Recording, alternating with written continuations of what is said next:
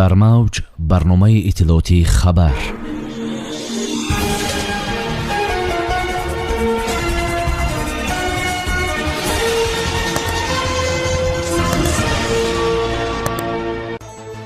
кумитаи андози тоҷикистон фейсбукро ҳамчун андозсупоранда сабти ном кард. тоҷикистон ба афғонистон таъсиси терминали логистикӣ дар панҷро пешниҳод кард. арабистон зоирони эмнашударо роҳ намедиҳад. тақдири ҳоҷиёни тоҷик чӣ мешавад? ҷаримаи падаре ки нагузошт духтараш таҳсил кунад, гуфтааст шароит надорад. размикори тоҷик варзишгари ӯзбекро мисли кӯдак латукӯб кард. дар навоҳии кӯҳӣ барф меборад. пешгӯии дақиқи обу ҳавошиносон барои имрӯз. бо шарҳи пурраи хабарҳо бо шумо ҳастам Юниса Тамоева. салом. кумитаи андози тоҷикистон мегӯяд сомонаи иҷтимоии фейсбук дар кишвар ҳамчун як андозсупоранда сабти ном шудааст. бинобар иттилои сомонаи расмии ин ниҳод, ширкатҳои фейсбук, Island Ltd, Doodle Inc, Novatech It Ltd ва Xsola Inc дар кумитаи андози тоҷикистон ба қайд гирифта шуданд. ба иттилои манбаъ, ширкатҳои мазкур ҳамчун супорандаи андоз аз арзиши иловашуда тавассути вебсайти расмии кумита андоз.tg сабти ном шуданд.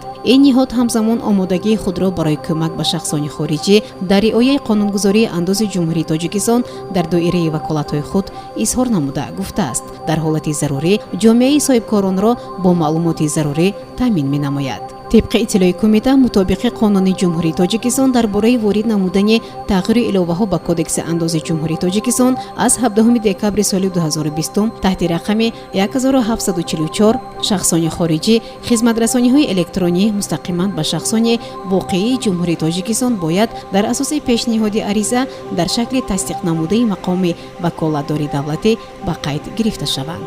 طبق تغییرات از سال 2021 شخصان خارجی و شرکت‌هایی که در قلمرو تاجیکستان خدمت‌های الکترونی می‌رسانند وظیفه دارند که به بودجه کشور 18% انداز از ارزش الوه شده پرداخت کنند.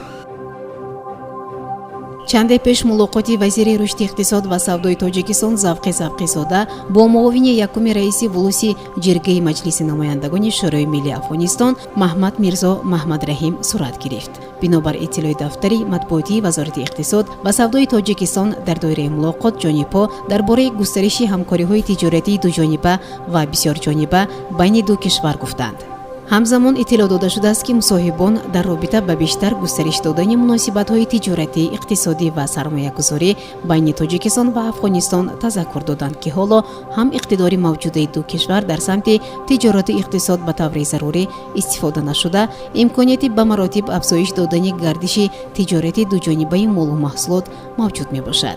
در رابطه با این جهت وسعت بخشیدن همکاری یکچند پیشنهادها از جمله تأسیس کارخانه‌های داروسازی، محصولات نساجی، خوراکواری و کارکرد محصولات کشاورزی و تأسیس ترمینال لوجستیکی بین‌المللی در منطقه آزاد اقتصادی 5 با جلب سرمایه‌گذاران افغانستانی از جانب تاجیکستان منظور گردیدند، ذکر کرده است منبع.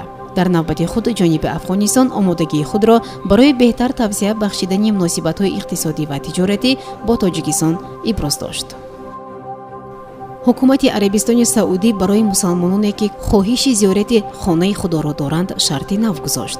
مسلمانان همکنون امکان زیارت کردن خانه خدا را دریافت کردند، ولی با یک شرط، خبر می‌دهد تاس با استناد به روزنامه اوکاس.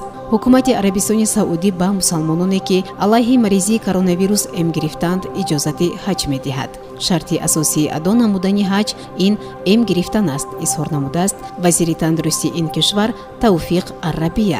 انتظار می رود که حج اکبر مابین‌های ماه ایول سال جاری صورت گیرد. سال گذشته در رابطه با پنجشنبه کرونا ویروس تنها 10,000 نفر امکان ادا نمودن حج را به دست آوردند که 30% آنها شهروندان سعودی بوده، 70% دیگر را شهروندان خارجی تشکیل دادند. قبلا رهبری کمیته دینی تاجیکستان ضمن نشست خبری شرح داد که حالا دقیقاً معلوم نیست که کی زائران تاجیک امکان زیارت خانه خدا را دریافت می‌کنند.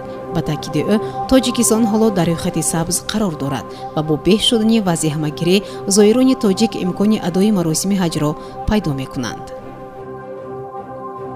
додгоҳи шаҳри бохтар ҳукми падареро ки барои таҳсили духтараш монеа эҷод мекард содир кардааст. тибқи иттилои дафтари матбуоти додгоҳ, парвандаи ҷиноятии Раҷабов Абдукарим Маҳмадшарифович бо моддаи 164 кодекси ҷиноии ҷумҳурии Тоҷикистон ба суди шаҳри бохтар ворид шуда, тафтишоти судӣ муайян кард ки номбурда бархилофи талаботи моддаҳои 41 ва 46 қонунгузорӣ дар бораи масъулияти падару модар дар таълиму тарбияи фарзанд амал намудааст. ба иттилои манбаъ, номбурда барои гирифтани таҳсилоти ҳатмии асосӣ 9-солаи фарзанди ноболиғаш Раҷабова Майрамби Абдукаримовнаи 16-сола ки то синфи 8 дар мактаби рақами 42 шаҳри Кӯлоб таҳсил карда, минбаъд давоми таҳсилоташро дар муассисаи миёнаи умумии рақами 7 шаҳри бохтар идома дода, ба синфи 9 гузаштааст, монеъ шудааст. манбаъ мегӯяд, Раҷабов далели ин корашро паст будани шароити зиндагиаш унвон кардааст. гуфта мешавад, Раҷабов Абдукарим аз 17 августи соли 2020 то инҷониб нагузоштааст ки духтараш таҳсилоти ҳатмии асосии 9-соларо идома диҳад, ки дар натиҷа номбурда аз гирифтани таҳсилот то айни замон дур монда, соли хониши 2020-2021 умуман таҳсил накардааст. додгоҳ барои чунин амал кард, Раҷабов Абдукарим Маҳмадшарифовичро дар содир кардани ҷиноятӣ бо моддаи 164 қонунгузорӣ гунаҳкор дониста, бо дастрасии моддаи 63 кодекси ҷиноятии Тоҷикистон ба андозаи 150 нишондиҳанда барои ҳисобҳо баробар ба 9000 сомонӣ ҷарима бастааст. боз як муҳорибаи ҷолиб дар турнири Колизей, мусобиқаи чемпионҳо баргузор шуд. дар ин мусобиқа варзишгарон аз Русия, Тоҷикистон, Қирғизистон, Арманистон ва Ӯзбекистон иштирок доштанд. барои муҳориба ба майдон размикори тоҷик Муҳибшо Гулобов ва варзишгари ӯзбек Нуриддин Ҳазратқулов баромаданд. рақобати ин ду варзишгар дар даври аввали мусобиқа анҷом ёфт. баъд аз иштибоҳи размикори ӯзбек, варзишгари тоҷик ӯро ба нокаут равон карду сипас мисли кӯдак латукӯб намуд. ҳамин тавр Муҳибшо Гулобов ба рақиби худ пирӯз шуд. ҳамон лаҳза ки Ҳазратқулов каме таваҷҷӯҳашро гум кард, варзишгари тоҷик чанд зарбаҳои ҳадафнок зад. варзишгари ӯзбек аз зарбаҳои сахти Муҳибшо ба замин афтод ва сипас натавонист дубора боло шавад.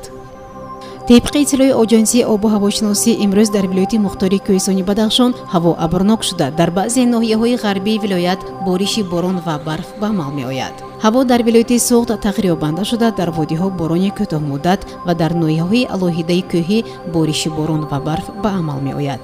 ҳаво дар водиҳо шабона 3-8 дараҷа гарм ва рӯзона 9-14 дараҷа гарм мешавад.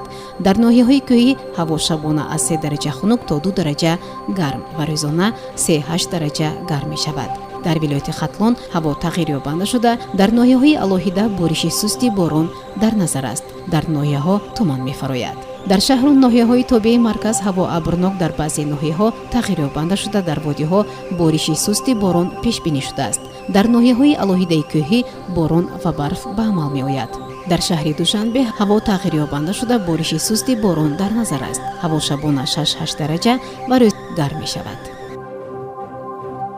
шунавандагони гиромӣ, дар ҳамҷо барномаи иттилоотии хабар ба поён мерасад. барои ҳар яки шумо таъсиятиву хонабодиро хоҳонем. хайр. барномаи иттилоотии хабар аз рӯйдодҳои Тоҷикистон, минтақа ва ҷаҳон огоҳ бош.